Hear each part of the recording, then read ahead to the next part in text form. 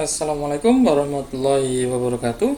Kita bertemu kembali di kelas 3, yaitu tema 8, subtema 2, aku anak mandiri. Pada kesempatan kali ini kita belajar pada pembelajaran ketiga, ya, pembelajaran ketiga pada tema 8, subtema 2. Sebelum masuk ke pembelajaran, beberapa hal yang pada video sebelumnya, pada pembelajaran sebelumnya, bahwasanya selain kecakapan khusus, tanda kecakapan khusus atau yang disingkat menjadi TKK, pramuka juga memiliki tanda kecakapan umum, yaitu siaga mula, bantu, tata. Itu siaga tanda kecakapan umum. Jika anggota pramuka sudah memenuhi syarat kecakapan umum, maka anggota siaga tersebut akan mendapatkan tanda kecakapan umumnya. Syarat kecakapan umum, syaratnya yaitu banyak sekali di buku SKU, di buku SKU di situ. Nanti setelah itu jika berhasil, kamu akan mendapatkan tanda kecakapan umumnya, siaga mula, bantu, dan tata yang kemarin sudah video sebelumnya sudah dijelaskan. Dan ini ada lagi, yaitu untuk kalian untuk memperoleh tanda kecakapan khusus seperti menabung yang pembelajaran sebelumnya, yaitu ada yang juru anyam, ya, ada juru masak, menabung, terus P3K, gerak jalan, menjahit, ya. Kalian diharuskan memenuhi syarat kecakapan khusus agar kalian mendapatkan atau memperoleh tanda kecakapan khusus, gitu ya. Ada beberapa hal TKK, tanda kecakapan khusus, yang harus wajib dimiliki oleh pramuka siaga, yaitu ada 10 TKK wajib, yaitu yang pertama adalah pertolongan pertama pada kecelakaan atau yang disingkat menjadi P3K, ya. Terus pengatur ruangan, pengamat, juru masak berkemah, penabung, penjahit, juru kebun, pengaman kampung, dan gerak jalan, ya. Itu hanya pengantar dari awal pembelajaran ketiga. Di sini, ya, kita masuk sekarang. Ayo membaca. Mandiri mengerjakan pekerjaan rumah. Ini mengerjakan sendiri, membersihkan kamar tidur setelah tidur, ini melipat, ya, melipat selimut, terus ini sedang menyiram bunga, membantu ibu, ayah, membantu ibu memasak. Laki-laki boleh, ya, memasak boleh, tidak sekarang tidak harus yang masak anak perempuan, laki-laki pun juga diperbolehkan. Ada koki laki-laki juga, ada banyak yang terkenal situ. Mandiri mengerjakan pekerjaan rumah. Udin anggota pramuka yang rajin dan mandiri. Udin selalu merapikan kamar tidur sendiri. Udin mengerjakan pekerjaan rumah secara mandiri. Udin juga menyiapkan peralatan sekolah secara mandiri. Udin juga rajin membantu orang tuanya. Udin sudah dapat membersihkan rumah. Udin juga suka membantu pekerjaan ibu di dapur. Udin juga sudah dapat menjahit atribut pramuka dengan bantuan ibu. Udin cakap dan mandiri melakukan berbagai kegiatan. Udin mendapatkan tanda kecakapan khusus karena cakap dalam berbagai bidang. Tanda kecakapan khusus merupakan salah satu tanda pengenal pramuka. Selain tanda khusus, ada juga tanda umum. Tanda umum digunakan oleh seluruh anggota pramuka. Ini diantaranya adalah tanda tutup kepala atau topi, tanda pelantikan yang warna coklat. Ada juga setengah leher atau asduk, tanda harian, tanda wosem, tanda pandu dunia, dan atau pramuka sedunia, ini wosem tadi, ya. Kita lanjut. Ada berbagai macam tanda kecakapan khusus. Nah, TKK, tanda kecakapan khusus wajib 10 yang tadi sudah dijelaskan sebelumnya, yaitu di sini ada yang bentuknya tanda tambah, tanda plus warna biru, itu adalah P3K, pertolongan pertama pada kecelakaan. Terus jika kalian bisa membantu anak jatuh terus diobati, itu kalian sudah mendapatkan ini. Tapi perlu kamu ketahui kalau segi 4 ini adalah tingkatan madya, ya, yang lingkaran. Terus ini yang kalau kalian bentuknya segitiga, untuk siaga bentuknya semuanya segitiga. Terus selanjutnya yaitu pengatur rumah. Nah, ini pengatur rumah, gambarnya rumah kayak joglo. Terus ini gambarnya mata satu, ini adalah pengamat, ya, mengamati sebuah daun. Kalau ini mengatur rumahnya, meja di mana, kursi di mana, terus tempat makan, ruang tamu di mana, gitu ya. Ini adalah pengamat, kalian mengamati daun boleh. Terus ini adalah juru masak. Juru masak, kalian bisa masak apa? Masak telur, masak mie, itu yang sangat mudah ya, yang kalian biasa lakukan. Terus ini adalah berkemah, ini ya, berkemah, di gambarnya tenda, ada benderanya. Terus di sini yaitu penabung, kalian punya buku tabungan kalau kalian, atau mungkin kalian di rumah punya celengan, gitu ya, bahasa Jawa celengan, itu kalian boleh berhak mendapatkan ini. Terus ini adalah penjahit, kalian bisa menjahit sederhana saja, tanda bed pramuka kamu jahit, kamu sudah berhak mendapatkan tanda kecakapan khusus ini. Terus juru kebun itu adalah merawat tanaman. Di sini pengaman kampung, ini mengamankan kampung, jadi pos kamling yang jaga keamanan lingkungan. Terus ini gerak jalan. Tanda kecakapan khusus diberikan untuk menambah semangat anggota pramuka. Tanda kecakapan khusus ini bertujuan untuk melatih keterampilan serta kemandirian. Jawablah pertanyaan berikut sesuai dengan bacaan. Lingkari tanda kecakapan khusus yang sudah dimiliki Udin, yaitu apa ya? Kita lihat apakah P3K, kayaknya tidak ada ya. Kita lihat di sini ada pengatur rumah. Kita lihat Udin merapikan kamar tidur sendiri, mengerjakan pekerjaan rumah sendiri. Ini sudah termasuk kecakapan mengatur rumah ya, dirapikan sendiri, peralatan semuanya, pekerjaan rumah disiapkan sendiri, membantu ibu melakukan kegiatan. Terus juga Udin pengamatan dia masih belum, untuk memasak kayaknya tidak ada tadi ya. Terus berkemah tidak ada, menjahit, nah ini menjahit ada kayaknya Udin tadi, mana ya,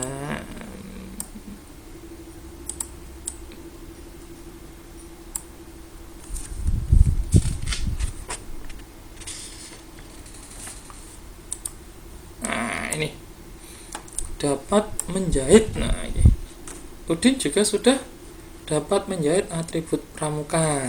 Ya, dibantu oleh ibu boleh, tapi yang mengerjakan kan bukan ibu, hanya diperbolehkan membantu. Jadi pengatur rumah dan penjahit atau menjahit ini berhak Udin mendapatkan ini.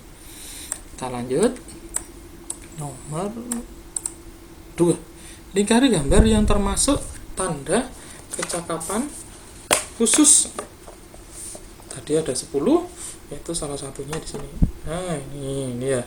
Ini memasak, menjahit, dan penabung. Ini tanda untuk perempuan. Ini buat di topi, ini buat di kera baju. Terus ini adalah tanda barung hijau. Lingkari gambar yang termasuk tanda kecakapan umum. Tanda kecakapan umum sebenarnya tidak ada ini ya, tidak ada kecakapan umum ya. Yang ada adalah tanda pengenal umum, yaitu ini tanda pengenal umum. Ini tanda tutup kepala, ini tutup tatop. Terus ini ada tanda pelantikan, ini ada tanda barung. Kalau ini bukan ya. Terus selanjutnya, sekarang perhatikan gambar Siti berikut.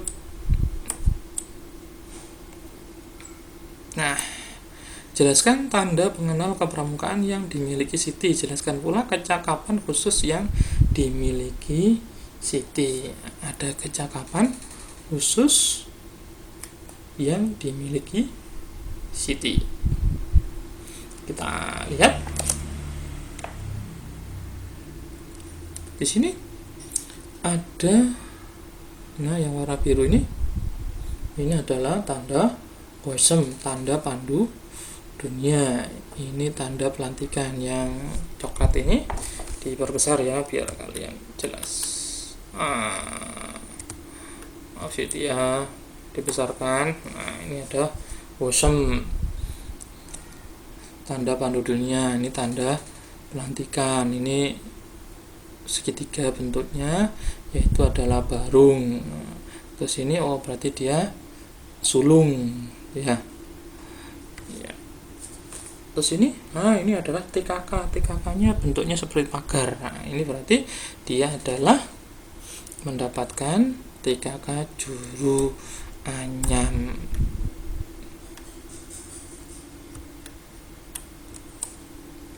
Kita lanjut kembali.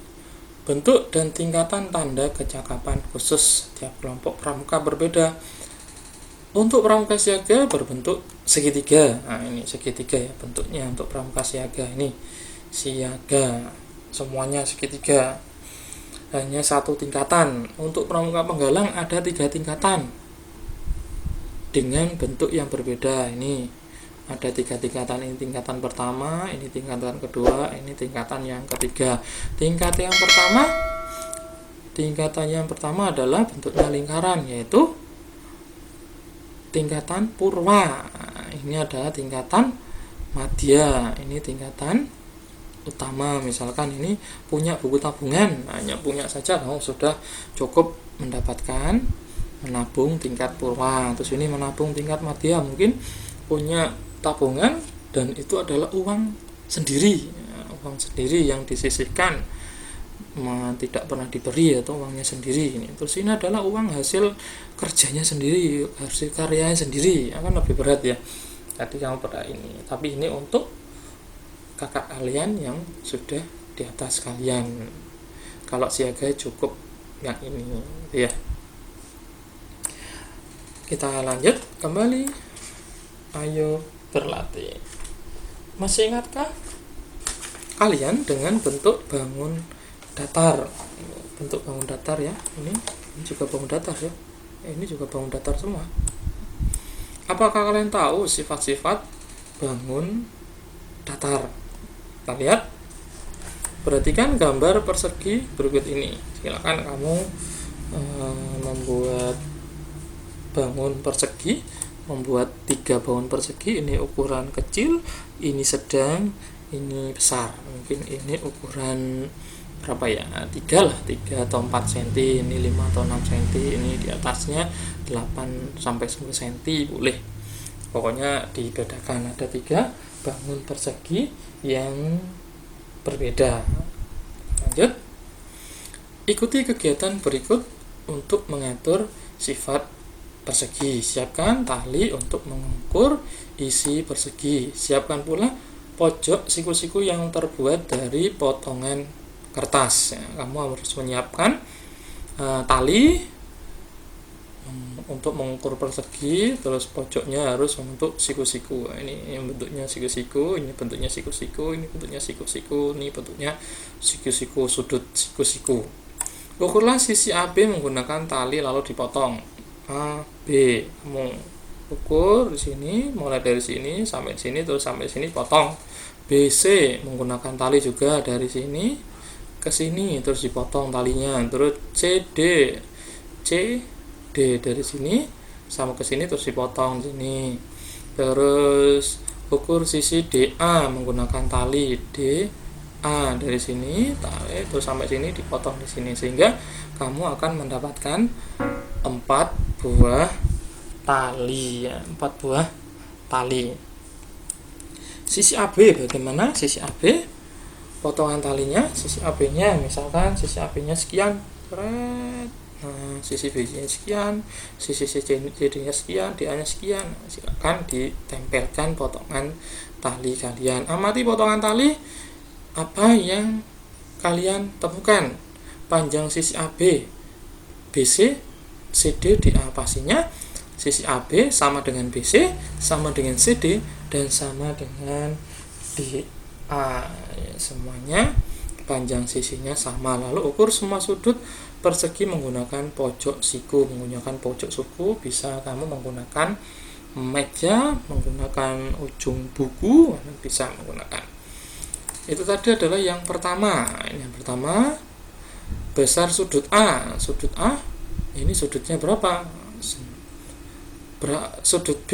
Nah, ini sudut C, sudut D, yaitu jawabannya besar sudut A sama dengan sudut B, sama dengan sudut C, sama dengan sudut D. Nah, sudut A sama 90 derajat, sama dengan sudut B 90 derajat, sudut C sama 90 derajat juga. Yang D sudutnya juga sama 90 derajat. Lakukan kegiatan yang sama untuk persegi kedua dan yang ketiga. Yang kedua tadi juga silakan dilihat juga apakah sama. Ada sponsor barusan. Ukur sisi AB menggunakan tali lalu potong. Nah, AB potong, BC potong, CD potong, DA potong, ya sama seperti tadi.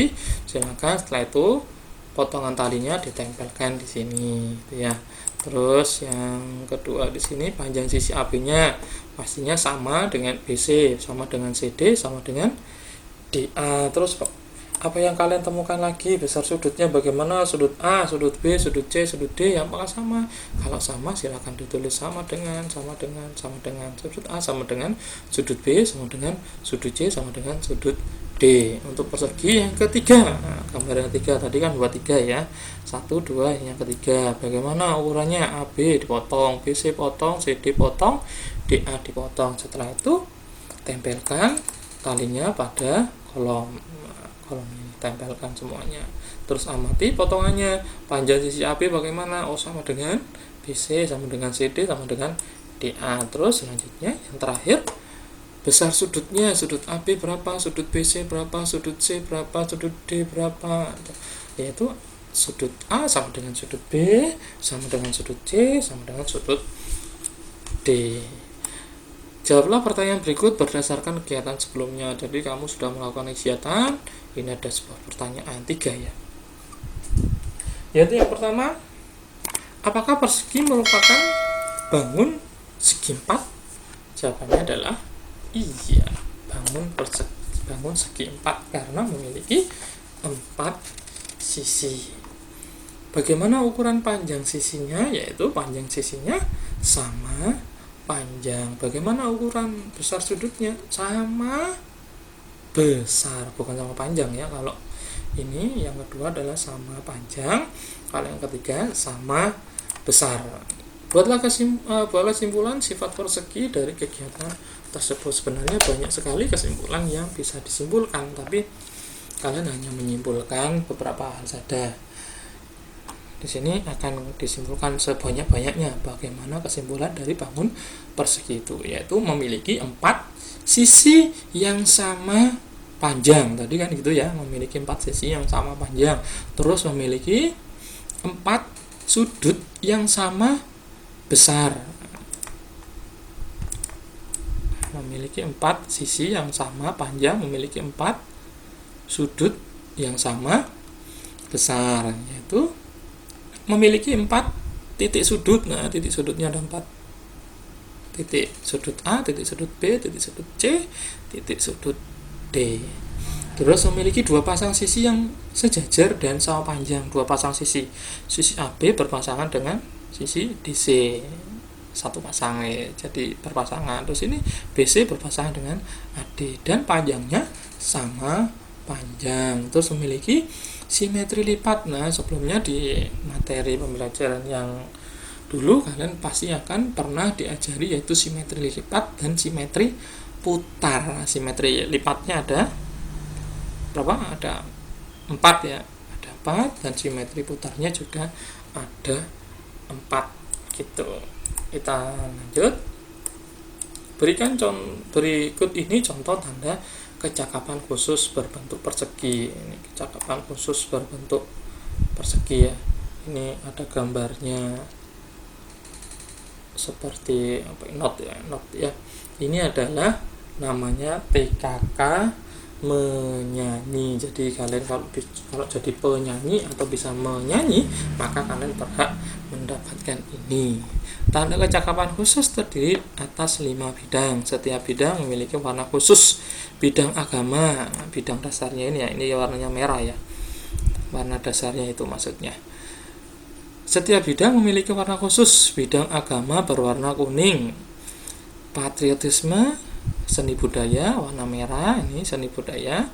Bidang ketangkasan, kesehatan, warna dasar putih. Keterampilan, teknik bangunan, warna dasarnya hijau. Bidang sosial, warna biru. Kemampuan menari tari daerah termasuk keterampilan khusus ya. Keterampilan khusus ini ketangkasan, mana itu? Ini seni budaya ya. Anggota pramuka yang dapat menarikan tari daerah dapat memperoleh tanda kecakapan khusus. Kamu bisa menari, kamu berhak mendapatkan tanda kecakapan khusus menari termasuk kelompok bidang patriotisme dan seni budaya. Ya, coba kita melakukan gerak tari, yaitu tari yang kemarin sudah kamu lakukan, sudah kamu coba. Sekarang kita coba lakukan. Mungkin di tempat lain ada lagunya adalah lagu apa ya kemarin ya, si patokan.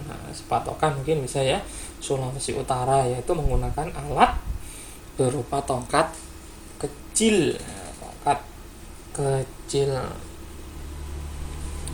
Sebuah tari dapat diperagakan dengan gerak kuat atau gerak lemah. Kalau gerak kuat itu cepat ya, kalau gerak lemah itu santai lembut. Hal tersebut bergantung pada tempo lagu dan tempo pengiring yang dipilih. Kalau temponya cepat ya berarti gerak kuat, kalau tempo lambat ya berarti gerak lemah gitu ya. Tari tempurung yang sudah dipelajari sebelumnya. Ini tepukan tangan, atau kalau punya tempurung ya tempurung, kalau tidak ada ya menggunakan tangan ke atas dan ke bawah belakang, cetok cetok. Terus tepuk tangan 2 kali di sebelah kiri dan sebelah kanan. Tepuk tangan secara bergantian, cetok cetok, kiri kanan. Terus jalan ke kiri 2 langkah dan tepukkan 1 kali. Lalu jalan ke kanan 2 langkah dan tepukkan tangan 1 kali. Lakukan gerak tepuk tangan sambil melompat. Ini cetok sambil ke sini, kakinya ke sini juga, kakinya bergantian. Tepuklah tangan di sebelah kiri bawah, tepukkan tangan di sebelah kanan bawah, tepukkan tangan di sebelah kiri atas, tepukkan tangan, cetok cetok cetok cetok, kakinya jelas ya, tok tok tok tok tok tok tok tok, kakinya juga jalan. Jalan ke kiri 2 langkah dan tepuk tangan 1 kali. 2 langkah tepuk ya. Silakan bisa dipelajari juga sendiri ya, bersama orang tua, memperagakan, apalagi dengan teman-teman kalian, berdiskusi dengan teman pasti akan mengasihkan. Tepukkan tangan ke depan atas dan ke belakang bawah. Tepuk tangan dilakukan sambil berjalan membentuk lingkaran, lalu dengan gerakan yang sama berjalan keluar meninggalkan tempat menari. Apakah kamu dapat melakukan gerak tari tempurung? Pasti bisa ya, tapi harus berlatih. Bagian apa yang harus dilakukan dengan gerak kuat? Gerak kuat ketika memukul, gerak kuat ya. Harus dilakukan dengan gerak lemah, mungkin menoleh gitu ya. Bagian apa yang paling kamu senangi? Silakan kalian, mana yang paling senang. Berlatihlah dengan giat, berlatihlah sampai dapat menarikan tari tempurung dengan baik dan benar, pastinya dibantu dengan orang dewasa. Demikianlah pada pembelajaran 4 pada subtema 2 tema 8 pada kali ini. Kita bertemu pada pembelajaran berikutnya. Cukup sekian. Wassalamualaikum warahmatullahi wabarakatuh.